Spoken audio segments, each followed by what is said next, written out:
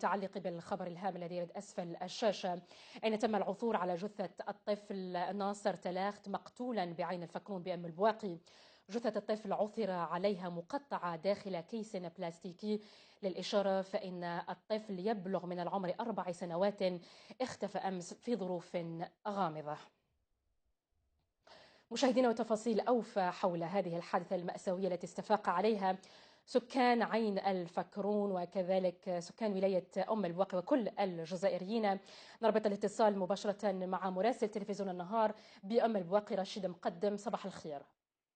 صباح الخير زميلتي مجدة. بداية رشيد مقدم، هل لك أن تضعنا في صورة تفاصيل هذا الحادث المأساوي والمتعلق بالعثور على جثة الطفل ناصر تلاخت مقتولا والذي يبلغ من العمر 4 سنوات؟ بالفعل استيقظ صباح اليوم سكان بلدية عين فكرون الواقعة على بعد 25 كيلومتر عن عاصمة الولاية أم البواقي عن فاجعة أليمة بعد العثور على جثة الطفل ناصر تلاخت البالغ من العمر 4 سنوات مقطعة داخل كيس بلاستيكي. زميلتي مازال المصادر المتطرقة أشارت إلى أن جثة الطفل تلاخت وجدت في حدود الساعة 6 من صباح اليوم قبالة مقر السكنى لحي الحج الشعبي، وبينما لم نتحصل بعد لحد الآن عن المعلومات الدقيقة والرسمية. وفيما تتواصل حاليا التحقيقات الأمنية للوصول إلى الحقيقة وفك هذه الجريمة البشعة، الجريمة النكراء التي راحت ضحيتها مرة أخرى البراءة بعد اختطاف الأطفال في مختلف مناطق الوطن.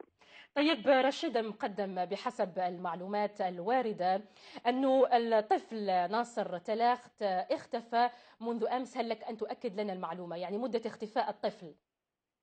نعم بالفعل تأكد يوم أمس خبر اختفاء الطفل ناصر في ظروف غامضة، وهذا في اتصال أجريناه يوم أمس مع خلية الإعلام والاتصال بالمديرية الولائية للحماية المدنية التي أكدت خبر اختفاء هذا الطفل في ظروف غامضة، أين حامت الشكوك بسقوطه في بئر، مما استلزم تدخل أعوان الحماية المدنية بعين فكرون بمدعمين بغطاس في محاولة للعثور عليه بعد إفراغ البئر العميقة من الماء، إلا أنه لم يعثر عليه إطلاقا، حيث وبكل أسف شديد يعثر على الطفل بعد 24 ساعة من البحث، يعثر عليه مقتولا مقطعا في كيس بلاستيكي.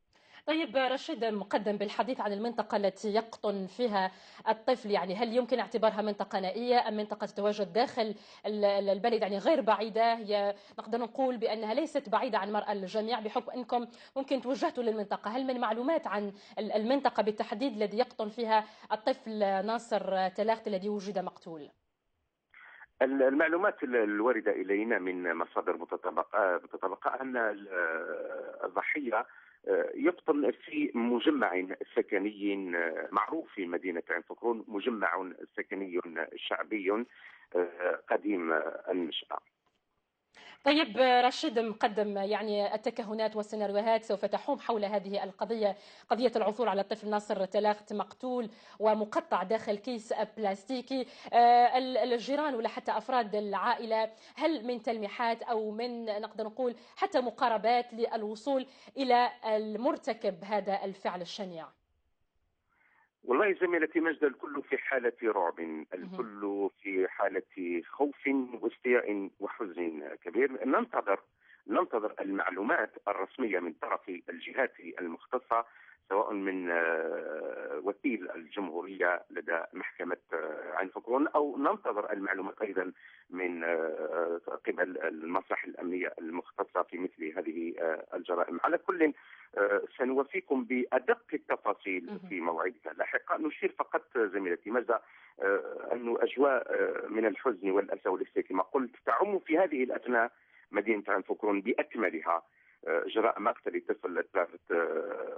أجواء من الحزن والأسى تخيم على أم البواقي أيضا بأكملها، وعلى كل الجزائريين حول هذه الجريمة البشعة النكرة التي راح ضحيتها طفل به. شكرا لك رشيد مقدم مراسل تلفزيون النهار بأم البواقي على كل هذه التوضيحات، وأكيد ستوفينا بالجديد في مواعيدنا الإخبارية اللاحقة فيما يتعلق بهذه الجريمة الشنعاء. شكرا لك مرة ثانية. شكرا، وهو كذلك زميلتي مجد.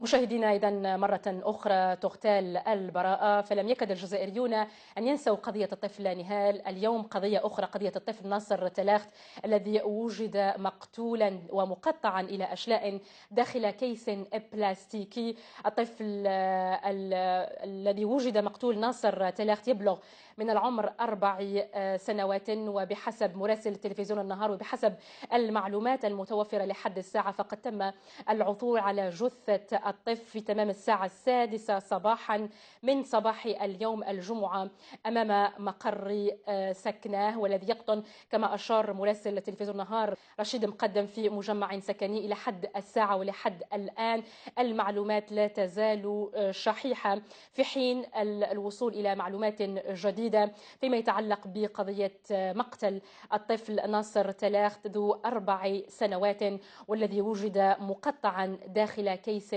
بلاستيكي. إنا لله وإنا إليه راجعون. رحم الله الطفل ناصر تلاخت وألهم ذويه